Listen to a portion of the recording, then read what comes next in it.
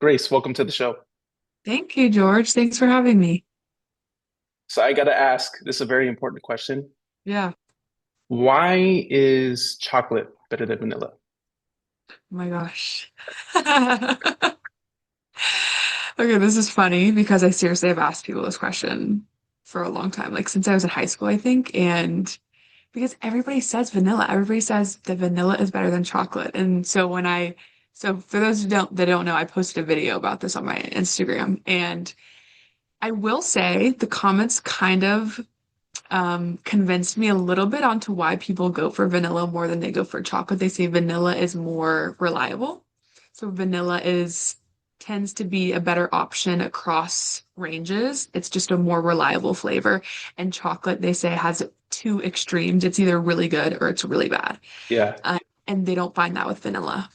But I was like, people don't want to take the risk and just go for the chocolate. And I think chocolate has more depth to it and is more rich, but people say you can do more with vanilla. I personally just think chocolate has more depth. I think it's just more fun flavor than vanilla, but that's my take. wholeheartedly agree. Yeah, Yeah.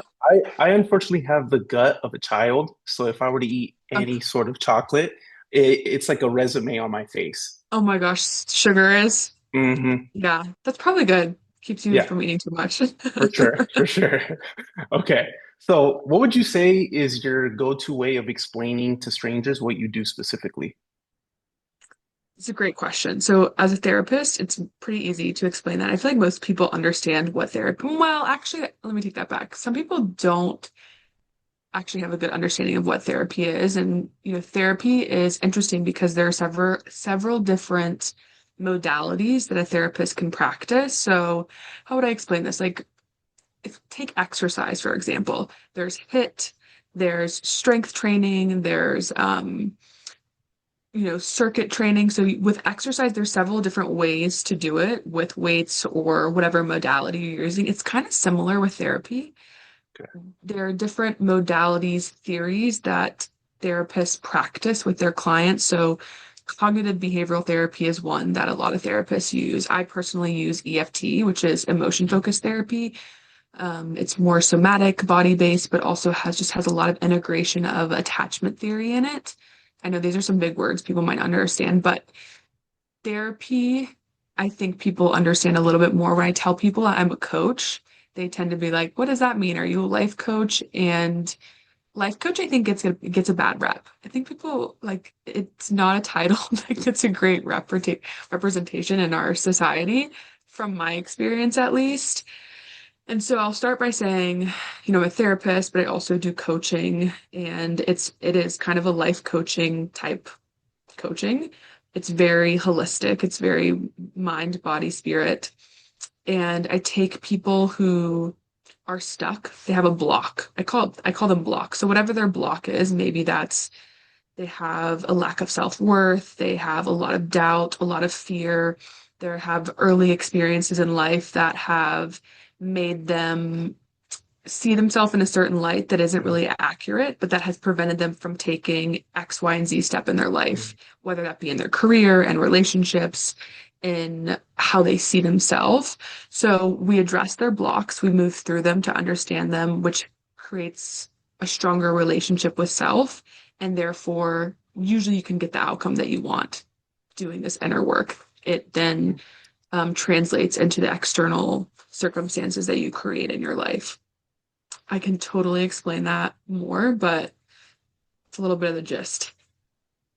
Would you say, considering that you also do therapy and then you're coaching, would you say they interlap with one another? 100%. Yeah. Okay. My therapy background has informed a lot of the way in which I coach. It really helps me do the internal work with clients, like, helps me a lot with that, just because I had a lot of practice. I would say, with anything in life, putting in the reps is what makes you better. Being a therapist, you have to put in a lot of reps to Right. get licensed Yeah. and to get through grad school. So the reps that I put in being a therapist and the supervision that I got. So in school, you have someone essentially watch you do therapy. So they are giving you live feedback essentially of what you're doing, if you can do better, which I think is like one of the best ways to grow. And I kind of wish the coaching world had that more of like, let me watch how you work and let me give you feedback so that you can be a better coach or you can be a better therapist. That was one of the best ways as a therapist I grew. So that has 100% helped me be a better therapist or a better coach because I got live feedback. It wasn't just me critiquing myself, it was other people critiquing me. And I took that feedback into how I coach as well. Yeah, I love that. I love that. There's also an element there where not only are you getting supervision, but then you're also working repeatedly with the clients per se. But then Yeah. did that help you understand, okay, I've done this a set amount of times, therefore I think I'm comfortable becoming a coach after all of my experience? Yeah. So it's funny, when I was in grad school, I was a personal trainer and I was working at a gym while I was in grad school to become a therapist. And then Okay. I had a friend who had her own fitness coaching business, and she actually took me on as an assistant coach. So I was working for her for almost 3 years, I think. And that was my introduction to the coaching space. Mm, I graduated grad school, was still working with her, and then I think earlier this year was when I quit working for her to pursue starting my own business. So it was both. It was the confidence that I gained as a therapist, but also the introduction I had through working for somebody else under their coaching business into mm, the coaching space. And I kind of, through the way was like, I love fitness. I also really love the holistic aspect of therapy. And my business right now is really the integration of the two. It's very holistic. So both, like I would say, both gave me confidence in the push to be like, okay, I'm ready to do this on my own now. yeah, I love that. Yeah. You were mentioning blocks when you were Yes. mentioning specifically how it is that you help individuals. Yeah. How can we recognize or become aware of the life we've out, or excuse me, that's the wrong question. How do the stories show up in our lives that keep us stuck? This is a great question. And, it's interesting. I think a lot of people, when I'm working with clients, a lot of people are unaware of the stories that they're living out that are keeping them from living the life they want. And it takes an outside perspective to come in and say, hey, do you see this? Like, if we really zoom out and look at your life, do you see how this doubt or this lack of self-worth translates across your relationships, across your career, across the way you think about yourself? Mm, And let's really look at where this belief about self was informed. I would say a lot of people have early childhood experiences that inform the way they see themselves and then the way they see the world and the way they see the relationships. So for most people, when I'm working with clients, it will tie back to their childhood. Not all the time. Some people, there are experiences they have in college, young adulthood that are really transformative. Relationships, I would say maybe they had a bad relationship and mm, they lost a lot of confidence or self-worth through that relationship, and then they didn't fully process or do the work that they needed to do coming out of that relationship to not let it negatively impact them in the future, whether that's in relationships, again, their career, how they're showing up in the world.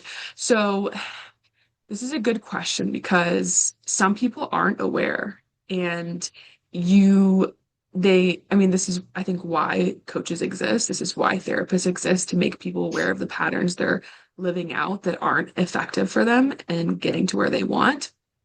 And I would also say that you can, for people who are listening to this, you can take a step back, like just zone out on your life a little bit the past few years and see if you recognize patterns in how you follow through on things, how you finish things, the way in which you speak to yourself, the confidence that you have in the spaces that you show up in. Like really just zooming out and say, do I tend to trend speaking to myself negatively? Do I follow through on the things that I say I'm going to do? Am I attracting the same type of person in relationships and it's not the type of person that I really want to be attracting? Am I struggling to see my worth and speak up for myself in any relationship dynamic I'm in? Most people, when they zoom out, they can start to track these things, but then they're like, well, what do I do with this then? Right? mm. Oh wow. Yeah. It's for some reason something that's coming to mind is have you read Atomic Habits before? I have. Great Yeah, book. Great Yeah. book. The, what is it? The little training that you have to do where you peek out, you zoom Mm, out a little bit to look at your habits across the yeah. day. Yeah. What it is that you do first thing in the morning. Do you scroll? Okay, that's a negative. Do you make breakfast that has too much sugar? Okay, that's another negative. It's just Yeah. having that outside look, being objective as you possibly can, whether it's benefiting you or negative, negatively impacting you in some Yeah. way. Yeah. Okay. For sure. And then you mentioned a little bit something that came up too is so you were mentioning early childhood experiences Hmm. that then lead to relationship. Yeah. Would you say most of the problems stem specifically from childhood early experiences, or is there other toils throughout life, whether it's maybe they doubted themselves or maybe they had a specific relationship that got them to hold back on who they actually are? Yeah. I would say 9 times out of 10 it's early childhood experiences. Interesting. And this is, to explain it this way is like when you're a child, this is where you are getting all of your first experiences on life and relationships. Your parents or whoever raised you, whatever primary caregivers you had in your life, for some people that's their grandparents, aunts, uncles, other primary caregivers if it's not their biological parents, but whoever your primary caregivers were, that was your primary um, observation of relationship Mm, between them, but also between you and them. And so that informs your safety in the world in the sense that were my caregivers reliable, stable, dependable, emotionally attuned to me? Were they a safe space for me to come if I was struggling with something? So that was your first experience with learning how do I interact in relationships and how do I interact when I'm struggling or I need something, right? How do my caregivers then interact with me, emotionally attuned to my experience, create a safe home base for me to come back to? The reason that is so significant is because, again, it then informs what you think about relationships in every other aspect of your mm, life. Now, all of these things, again, it's not, like I said, it's 9 times out of 10 because for some people, they can have safe caregivers or attachment figures or adults in other areas of their life. And that is a great example for them of a safe attachment or relationship between them and an adult. So, but I would say most of the time, between you and your caregiver, that informs what you think about relationships. And so when we zoom out and look at this, I will have adults that I'm working with, and their belief is that, well, you know, I people always leave me. Nobody ever will love me in the way in which I want. I don't ever feel like I can fully trust people or depend on them or open up to them. And when I look at these patterns in their life, it usually tracks back to childhood. Oh, you learned at a young age this about relationships, and therefore that was familiar to you. So you were attracted to or mm, found yourself in a familiar relationship because that was what you knew as a child, right? It's like, even if it wasn't safe, it was what you knew. So when we think about staying inside our comfort zone isn't always what's best for us, but it's what we're familiar with. It's what we know. It's the same thing with relationships. So I would say yes. 9 times out of 10, it does track back to childhood. Almost every single time I'm working with a client and they say something to me in that way about relationships or people, I'm like, okay, well, let me just ask a few questions about your childhood and let's see. And they're like, oh my gosh, I didn't even think about it that way. mm. Yeah, Yeah, it's interesting. It's that paradox. What kept us safe as children then does not keep us safe as adults. exactly. Yeah, yeah. Exactly. Yeah. The ways in which you survive as a child, and that's why, you have to have a lot of compassion for it. When I bring up these things and I'm working with clients on it, it's never to shame them. It's like, hey, let's get curious about this and understand it, and then have a lot of compassion because the things that helped you survive as a child, Mm. I'm so glad that you had those tools as a kid. But now, as an adult, it's ineffective for you because it's not getting you what you want in your relationships or your life or your relationship with yourself. And when they see it that way, they're like, oh, you're right. Like, I'm glad as a kid I was that way. As an adult, let's work through that a little bit differently. That's sort of the process of self-change in and of itself is you accept your previous faults, what you Mhm. did, because it's not necessarily a positive to constantly shame yourself for what you did that has contributed to the position that you're in right now. Exactly. So Yeah, it I will usually always, starts with compassion. Yeah. Oh, yeah. continue. No, I was just gonna say I would always, when I'm working with people through this, it's always start with compassion and curiosity. Like I never want someone because it doesn't help you, like you said, it does not help you change to look at that and then shame it of like, why are you still doing this? I can't believe you're still Mhm, living out these patterns that you've been living out mhm, for your entire year. Instead, I look at it and I'm like, of course you're still living this out.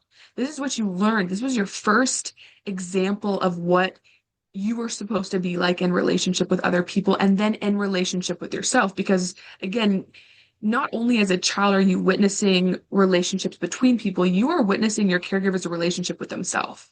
How does my parent show up for themselves? Does my parent dig themselves into the ground trying to provide for everybody else and then they have no space for themselves? And again, it's like, I'm so glad that you had a parent like that, but it also meant you learned that you had to prioritize everybody else above yourself, right? mhm. It's never to shame that because that kid probably at the time the parent needed to be that way or else the kids weren't going to survive in the way in which they did. But it also, again, meant they learned, oh, I need to prioritize everybody else Yeah. above myself. And so now as an adult, they're prioritizing everybody else above themselves and they're not making waves in their life in the way in which they want. And just to say, I love that you prioritize people so much. But I also want us to take a step back so that you can also prioritize yourself and see how that not only benefits you, but the people around you too.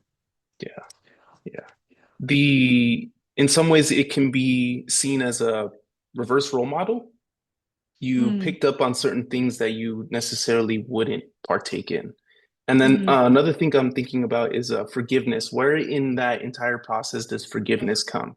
Because I can only imagine if you picked up certain quirks or certain things from a specific parent, that parent at that time didn't necessarily understand. For example, a 25-year-old treats a kid in a certain way, hmm but most of the time a kid will get stuck and lost for years upon years because they never overcame that or they never hmm were able to forgive that individual for what hmm they did. But hmm I'm starting to define forgiveness not forgiving what they did, but forgiving the person for who they were when they did it. So hmm where would forgiveness lie in that entire hmm process? Yeah, this is a great question. And I think for everybody, that happens on their own time, Yeah. with where they're at in their healing or their processing or their work. I think that where I start typically with people is forgiving themselves for what that experience made them believe about themselves. So I will start with them being able to say, have love and compassion for, I forgive myself for buying into the misunderstanding that I'm not lovable if I'm not prioritizing of everybody else above myself. The truth is, I learned that at a young age, and it does not have to define the way in which I have relationships anymore. So we start with forgiveness of self because a lot of people are judging themselves and believing certain things about themselves as a result of those experiences that aren't serving them and creating a lot of shame and judgment of self. So I start there because I think that is tends to be easier for your people, especially if the relationship they had as a child with a caregiver was um, more like there was more tension or just like fighting. It just tends to be easier to do with self first. And then,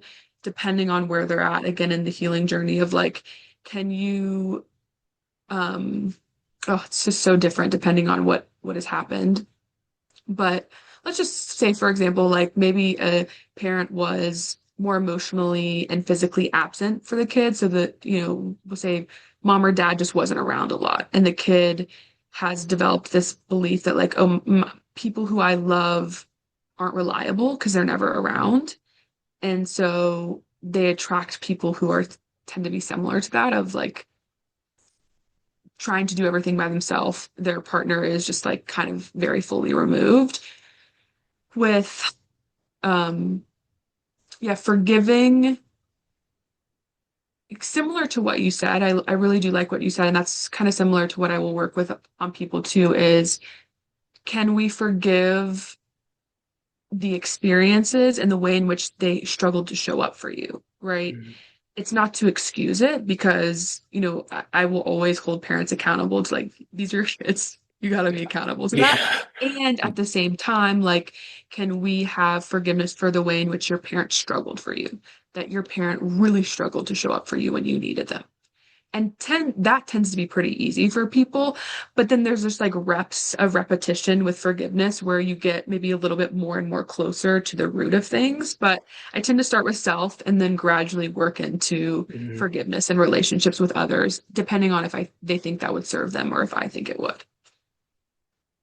So then, can you give us some examples of a story that shows up negatively in our lives and a story that's showing up positively in our lives to get a grasp of what's working and what isn't? Yeah. So let me think of, I'm like trying to pull from a specific story. Okay. So this something I see a lot. I would say lack of self-worth is a huge one. And it doesn't, when I say lack of self-worth, people are like, well, duh, like, doesn't everybody struggle with worth a little bit? And yes, but some people really do not recognize their worth or feel of value or worthy of love or deserving of things in their life, really at all. Um, so I had a coaching client who, and I'm just going to try to keep it as generic as possible because, well, You got it. yeah. So, okay, I'm going to keep it generic. So, something that I will see is, again, caregivers were not present in the sense they weren't physically present and they weren't really emotionally present. When I say emotionally present, I mean the kid could not go to their parents and say, Mom or Dad, I had a really bad day at school. Someone was bullying me. This is what happened. The parent would say, Suck it up, go away, go sit, go sit in your room. So that is not an emotionally present or attuned parent. So this child learned, okay, I don't go to people when I need help, and I'm also not worthy of it, right? Then this gets a little bit deeper because if my primary caregivers don't want to show up for me, then who else will, right? Because you have to understand a kid is like, well, these are my parents. These are people who are supposed to be there for me, but they're not. So can I really expect anybody else in my life to show up for me? And I hear that a lot. Wow. People in my life do not show up. I don't have, like, how do people find these people who stay for them? People always leave. People are not dependable. I hear that a lot from people. And so as they grow up, that person will generally, again, similar to what I was saying before, will find themselves in a relationship where the other person is emotionally abusive, emotionally absent, physically absent, manipulative a little bit. When they, as an adult or young adult, come to their partner, hey, this doesn't feel good for me, the partner might be like, what do you mean this doesn't feel good for you? Like, you're being dramatic. Like, you're being too much. You're being too sensitive. Suck it up. Like, relationships don't need to be all that much work. So, again, the person is getting the message. My emotions are too much. I cannot depend on other people to help me through them. But that partner that they're attracting isn't really who they want to be with. It's just familiar to them. And so Mhm. they'll play that out. And maybe eventually then they learn, oh, I will never say, like when I say this, I never want to excuse the reasons and bad reasons for why people are mean or not nice within relationships. But I also want to show people, hey, I'm not excusing your partner for this shitty stuff they did to you, but can you also look at how this relationship dynamic is very familiar to you and you were attracted to it in some way. And then they wake up to, oh, I see this and I don't want it to keep attracting or going towards this type of person who is not the person that will show me, right, that I actually am deserving and worthy of the love that I want. But through that work, this is long-winded. They also have to do the work internally to see the stories that started from a young age that made them believe they weren't worthy of whatever they deserve. And that internal work, and once they wake up to it, is how then they attract the partner that they actually do want to have in their life. Yeah, pattern recognition. Okay. Yeah. So then what's a positive example of that look like? Yeah. So if we take the opposite of, I'm not worthy of love, it's I'm inherently worthy of love regardless of how other people treat me. Mm, This belief that I am inherently worthy of love, regardless of how other people treat me, allow somebody to walk through their life and have bad experiences and relationships, whether that be romantic, family, friends, whoever, and you are still able at your core to remain in the belief that mm, this hurt me, but it doesn't mean anything about who I am in my essence and in my core. This mm. person may have said something really mean to me or treated me poorly, but no longer am I taking that as they treated me wrong because there's something wrong with me and I'm not worthy of love. They treated me wrong because that's on them. It has nothing to do with me or who I am because I am inherently worthy of love, right? Do you see Wow. that? Yeah. Yeah, Yeah. I do see that. It's not allowing just not allowing what others are doing creep inward. It's like a Yes. ship, right? A Yeah. ship will be sailing at sea, and the only way it sinks is not by the water around it, but by the Hmm. creeks that go inside of the ship. Yes. Yeah. Okay. Yeah. And Okay. it's not to say that you're not hurt still by things. Like you are still a Mhm. human being, you're still going to be hurt, but you don't create more suffering for yourself based off of how you then think about yourself. It's like that hurt me and I will process it, but it doesn't mean anything about who I am at my core. I love it. Yeah. It's keeping that heart posture about who Yes. you are. Yeah. Exactly. Yeah. Kind of like I've been rereading, what's it called? Man's Search for Meaning by Viktor Frankl. That's a great book. Yeah. And it's just the reaction, right? Our only freedom in life is our reaction to the world. Yeah. Yeah. Okay. Okay. Yeah. So talk to me about what living unbound means to you. Oh, yeah. So living unbound, this is what I coined for my coaching program. And so, with what we were talking about, people are bound in their life by their patterns and their beliefs and the meaning they make about their life experiences. So, you're bound, I think of this as like you are in a box, you are constricted, you are tied down, you are not free or liberated from the things in your life that are keeping you from what you actually want. So living unbound is the opposite of that. It's you are liberated from the patterns and beliefs that have been keeping you stuck in your life and aren't getting you to where you want to be. You are living unbound. You are liberated. I just think of this like you are out of the box. You are not tied down. You have so much more autonomy and control and awareness of the way in which you live your life because you are not being constrained by these patterns that were kind of put on you as a result of life experiences. And I'm just like, it's such a beautiful watching people go from being like bound in their life to living unbound is one of the most beautiful experiences to witness as a therapist and coach because it's true control and freedom to me is surrendering to life. And it's just like this, I'm surrendering, but in the surrender, I have so much more control because I'm not phased like I once was by, like you were just saying, the waves. Yeah, you're not coasting. You're kind of going with the coast. Yes. Yeah. You're Interesting. I I had posted something about this other day. There's a quote and it's you, you're the master of your fate, the captain of your soul, but once you realize that life is happening through you and not to you. I'm messing this up a little bit, but basically, like life happens through you and not to you. And like when you are living unbound, you recognize life is happening through me, not to me. Mm, I like that. Yeah. Yeah. So then, if someone were to, or let's say, what do most of the people that do come to you regarding living unbound to be Hmm. liberated? What are some of their struggles that they're dealing with? I know we've talked and touched up about they have blocks, whether it comes to self-worth, Yeah. whether it's childhood experiences or relationship experiences. What is the Yeah. most frequent? Yeah. I would say worth is probably the most frequent. There's also this message that I see a lot with people where there's like, I'm never going to be good enough.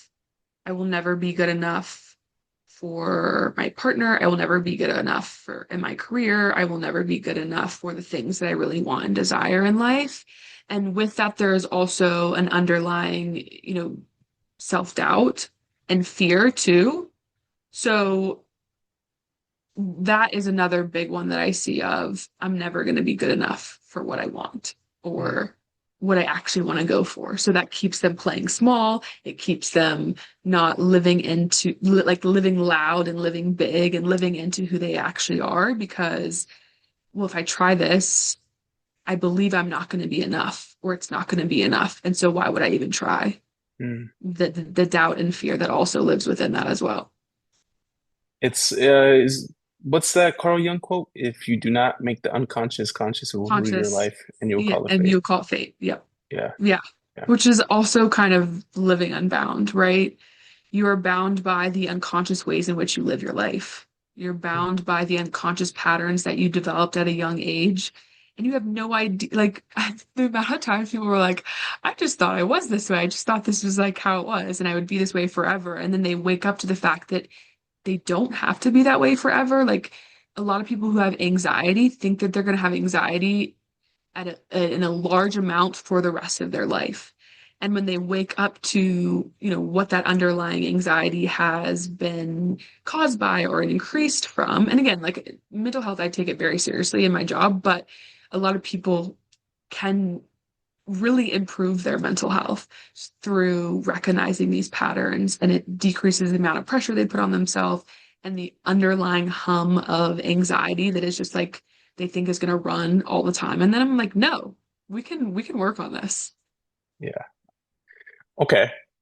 Can you give me some practical steps? So, what does somebody who is, for example, dealing with some doubt or self-worth or not feeling as though they're good enough, what are some things or steps that they Yeah. can partake in today to be able to get to that type of change? Yeah.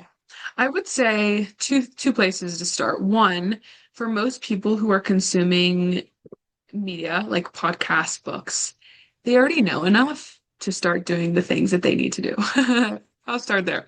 Two, I would create a list of beliefs, whoever is listening to this, like beliefs that you have about yourself or fears you have, doubts you have, meaning that you have made of experiences like, oh, I was cheated on and I don't think I'll ever find somebody who is loyal or trustworthy. I would just like create a list and then see if there's any common themes within that list. And from there, like for example, if I mean with fear and doubt, you know this too, like reps, getting in reps and just exposing yourself to the things that you're scared of and doubt yourself in is the magic. That is the medicine, is doing the thing. I would say with worth and these like more deep rooted core beliefs, like that does take a lot of internal emotional work. And um that's where, once you have created this list of themes in your life, I would then work around questioning them and questioning all of them. If you don't believe you are good enough, if you don't believe you will ever have the career that you want, the relationship that you want, if you do not ever think that you are worthy of X, Y, and Z, start to question it. Like, is this really true? Do I know with 100% certainty that this is true? More often than not, people will say, I don't know with 100% certainty this is true. Mm, Great, because you've already started to question this belief that has been running your life. And from there, you can start to question it a little bit more. When did I start believing this? Question mark. Was there experiences in my life that really informed this belief I have about myself? And have I had repeated experiences time over time that have solidified to me, oh, this has to be true because I've had several experiences about it. Let's question it again. Do you know with 100% certainty just because this happened 3 times in your life, it will happen again or it is true? More often than not, people will be like, I guess not. Like, can you know without a shadow of a doubt that you are really not worthy of the love that you want? Can you know without a shadow of a doubt that the career that you want or that thing that you keep telling yourself you're going to do, but you feel like you can't, can you know without a shadow of a doubt that it won't work out? Again, people will be like, I guess not. So then you question it, and then that drives action a little bit.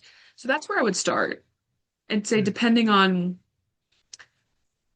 what it is that you are working through, that could take you several different directions. Obviously, I'm going to plug like working with a coach is fantastic because, you know, and you probably know this too, like other people's other people have less personal attachment to your life, and they're then able to really give you feedback and observation in a way that is really helpful for you to transform. And I don't really think that you can get that sort of,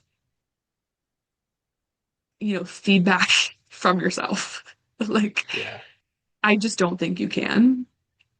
And I'm somebody who loved trying to do everything by myself. And then I was like, wait, it's very helpful to have support and other people's feedback and constructive criticism and observations and compassion and love as you were trying to navigate something.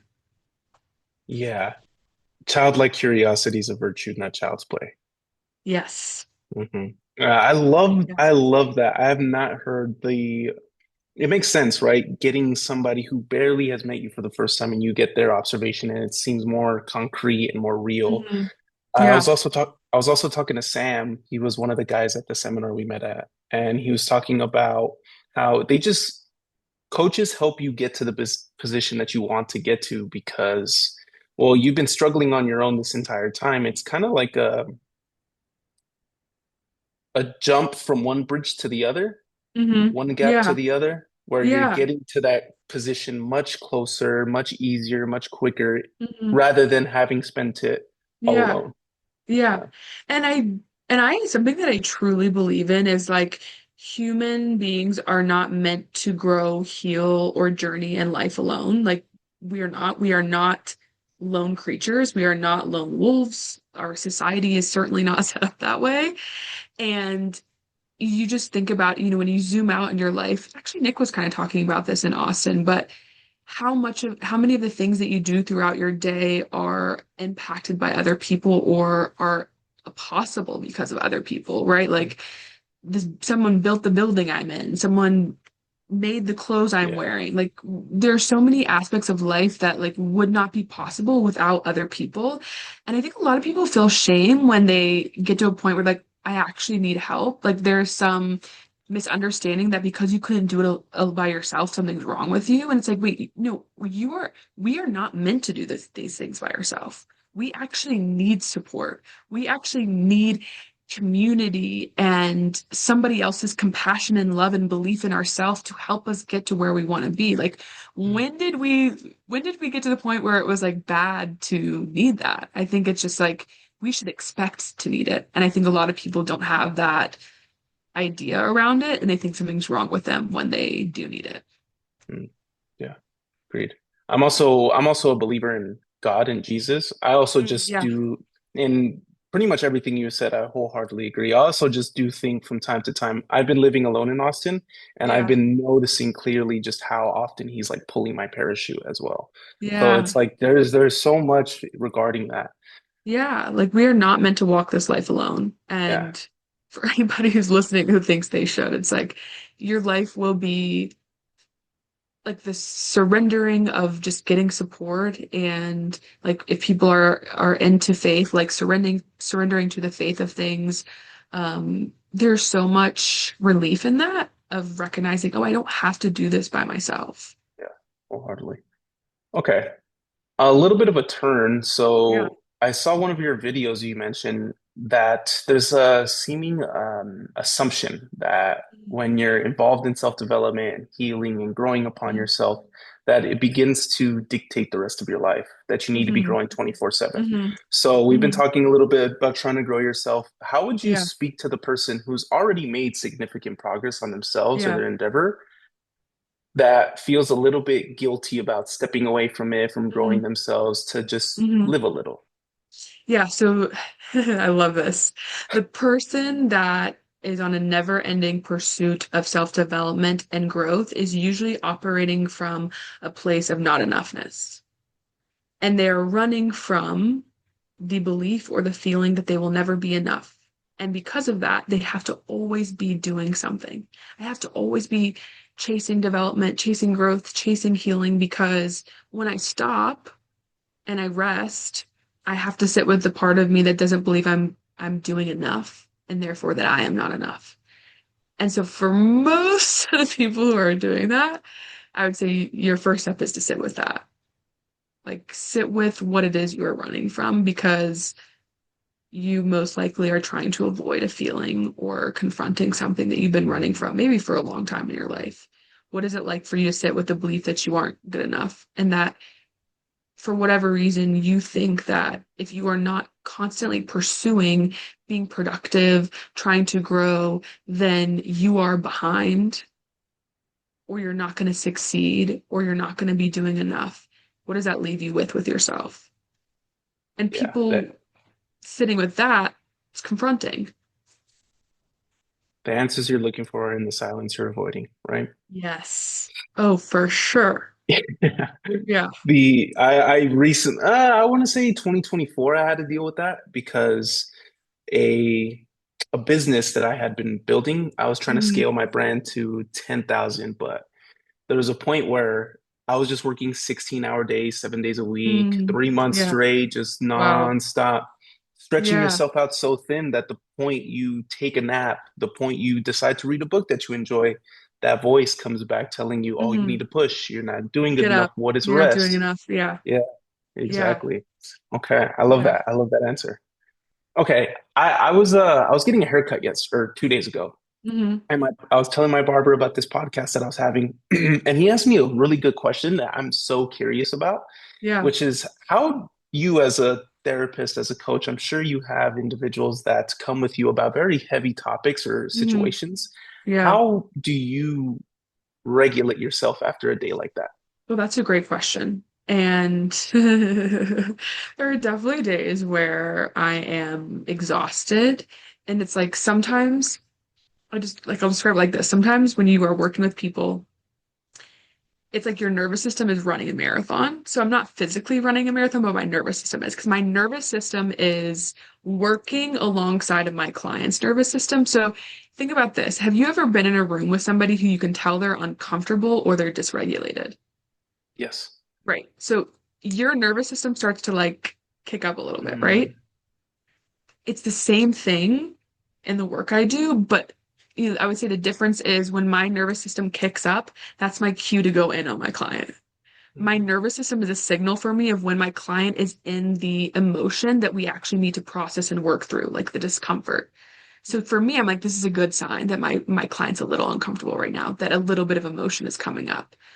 And that part doesn't phase me, like it doesn't make me uncomfortable. It's like, there you go, Grace. They're online. Their emotions are online. Their discomfort is online. It's time for you to go in and like work this and process this, whatever Wow. it may be with them. But that means my nervous system is doing a lot of work, right? Like it's a lot of coming up and down, coming back to baseline. So there are days where I get home and I'm like, I don't want to talk to anybody. I don't want to move. And those days I definitely allow myself rest. Um, but I wouldn't say I'm like, while I'm exhausted, I'm not like sad. I'm just tired. Like Mm, I feel like I just did a workout. I wow. would compare it like that. I'm not emotionally upset. I'm not emotionally like I hate my life. It's just I'm tired because my nervous system was working really hard today. Um, so those nights I'm definitely resting. I would say that I also have to really pay attention to my own self-care.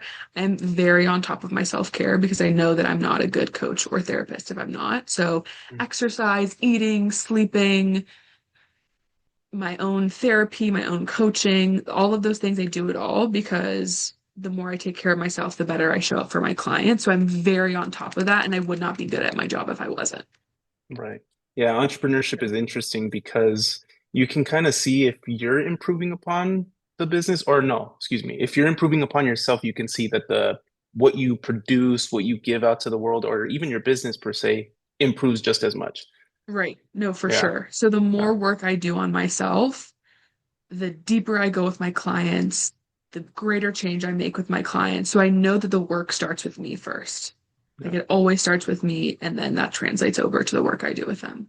Yeah, I appreciate you answering that. Yeah. I love that answer. Yeah. You posted a story regarding Hmm. soft front, strong back. Can you Oh, explain to me what yes. that is? Yeah, Brene Brown has this quote. She goes, soft front, strong back, wild heart. And I love this because when I'm working with people and we're talking about, usually it's relational dynamics, and they're like, people aren't trustworthy. Like I've never had people betray me and they've left me. What do you mean I'm just supposed to like start being vulnerable with people? Does that mean I don't have any protection? Does that mean I don't stand up for myself? And people think that being vulnerable means you don't have a backbone. And I'm like, where do we learn that being vulnerable means you don't have a backbone, you don't stand up for yourself, you don't still have boundaries, right? So this soft front is like my front is still permeable. I have an open heart. I am able to be vulnerable. The strong back is, but I'm not taking shit from people. I have boundaries. I will stand up for myself. And I build trust with people over time. I'm not just vulnerable with anybody just to be vulnerable. I'm not just trauma dumping on people, right? Again, people have this like perception that you just have to open up to people right away and tell them everything. I'm like, no, I'm not recommending that. Mhm. Please don't do that. Trust is built over time, and you can have boundaries around it. You can go at a slow pace with it. You can still protect yourself in being vulnerable. And then the wild heart is this like, to me, it's this like spirit that is like a wild horse. Like you are just running free. You are going after kind of like the living unbound. Like you were living unbound. You were just letting yourself pursue the things of your wildest dreams. It's like this childlike energy, play, creativity, this imagination that, you had when you were a kid and you're playing with imaginary toys. That's what the wild heart represents to me. And it's like not allowing the world to dull the wildness of your heart because they tell you you need to be a certain way or you need to fit in a certain box. It's like, no, be whoever you want to be. Let your heart run free while still having the strong back and the soft front. Yeah. I have this thing, somewhat of a philosophy, I guess you could say, but I want to be the type of person that 8-year-old George can come up to and perceive as a Mm, role model, that he's capable of just mm, running up to him and talking to him in any way, but I love that. also being that strong figure to which, if anything were to go down, to be able to protect him. So Yes. I love this off. Yeah, once I read Yeah. that book, I was like, I love that book. Yeah, it's so good. So Yeah, good. right.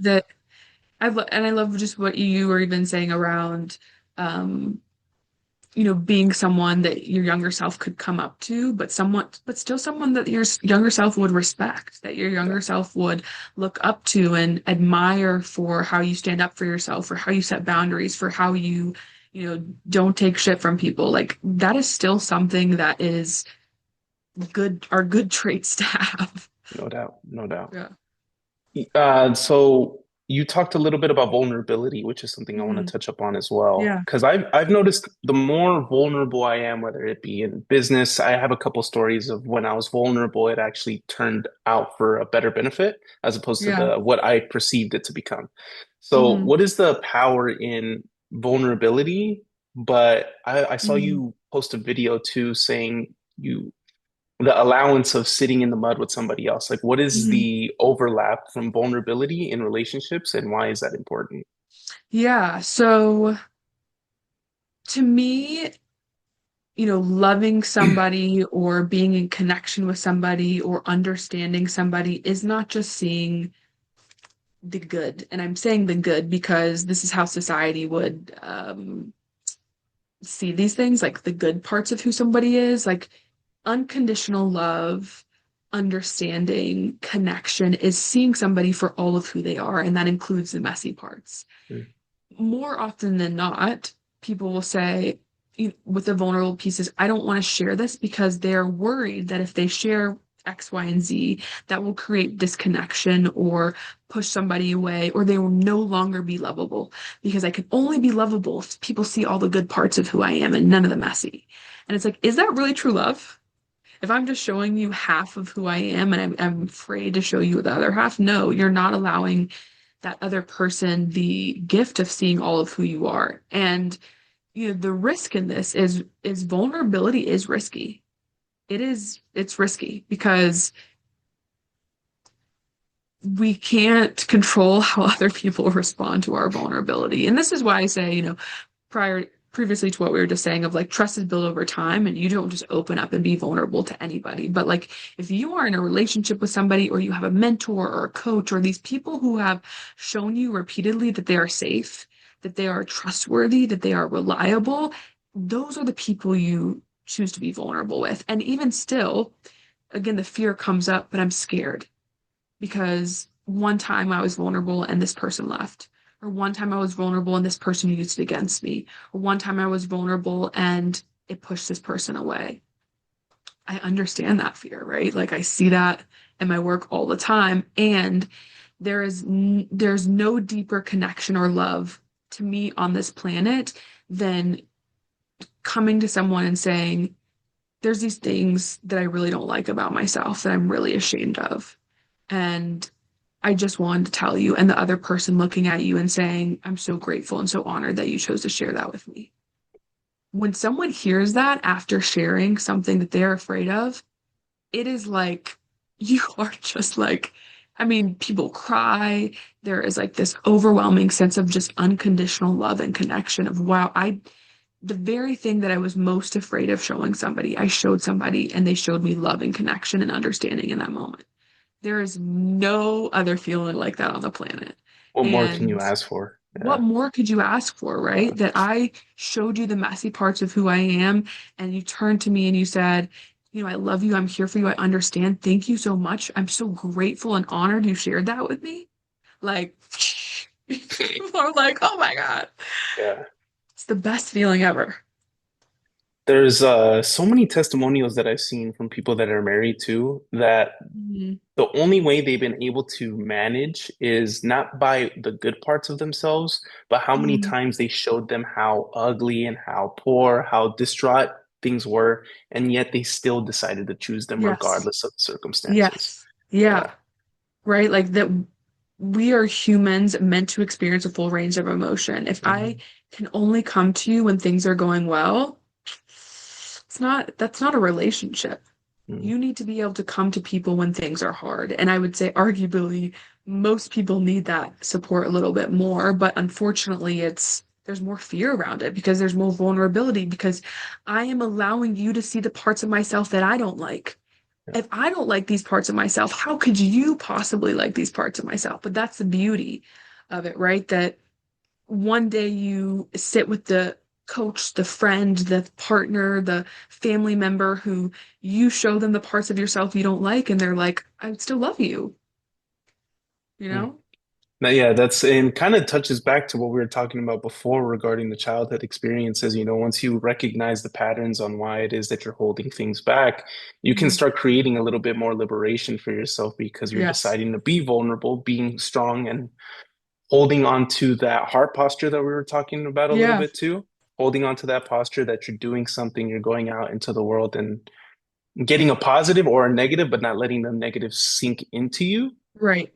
And then from there, you find people that are much more loving because they've showed you deep Hmm. down how much they Yeah. actually care for you. Yeah. Yeah. No, for sure. And it's like I said, vulnerability is always risky. But that's Hmm. like the whole point. You know what I mean? Like Hmm. the things that I think have the greatest reward and meaning are there's risk in it. There's a little bit of doubt, there's a little bit of fear, there's a little bit of I don't know, but that's what makes it brave, Yeah. courageous. Wholeheartedly agree. Yeah. Yeah. Okay. So from your content, I love this conversation. Pretty much what we've been talking about today, you're well-meaning. I understand that you're like trying to be a service of people and it's commendable, and Hmm. I wholeheartedly love that. Yeah. If, say, let's say on the other side of the screen is a 17-year-old version of you yearning for Mm. an answer that will be relevant to her life circumstances, what would you tell Hmm. that person on the other side of the screen as a send-off? Mm. Mm. This is a good one. Well, I think what I would say is, oof, okay. What I would say is you do not have to follow what everybody else is doing just because everybody that's what everybody else is doing does not mean it's your path. And I think for myself, but I know for a lot of people who are 17, they feel like they have to follow the status quo of what the majority of teenagers are doing in life. I never did, but I thought that something was wrong with me because of that. I was like, oh my God, I don't belong here. Like, what's wrong with me? Why am I so different than everybody else? And so, yeah, I would go back and I would tell myself that just because you're walking a different path than everybody else doesn't mean there's anything wrong with you or that you will never find spaces where you belong. And that, I'm so proud of her for, despite the doubt and fear she had, continuing to follow the path that was different than anybody else and kind of marching to her own music despite the fear and the doubt that was still there. I would also tell her that other people don't define her worth or how deserving she is of love. Again, at a young age, you're very malleable. You're very malleable by relationships and experiences. But, there's a part of me that doesn't even want to take that from her because her doubting herself or not fully believing in her work or her worth is what made me really good at my job. So I think I would just tell her I'm proud of her. I'm proud of her for continuing to have an open heart despite the moment she's been hurt, continuing to follow the path that she was afraid of falling because she felt different than other people, continuing to do things she wanted to do despite it not being what everybody else was doing. Like I really think I would tell her I'm proud of her because I don't think at the time she was able to recognize that. And so for people who are listening to, right, like if you are doing things different than other people or there's a little bit of fear, a little bit of doubt, a little lack of self-worth, it's like continue to follow where your heart is pulling you because more often than not, that's the way to go. But I know that it's hard to do that. But I think I would tell her I'm proud of her. Yeah. Beautiful. Love it. Yeah. Grace, I appreciate you hopping onto the show. It means a lot. Yeah. What what can we expect out of you for 2026?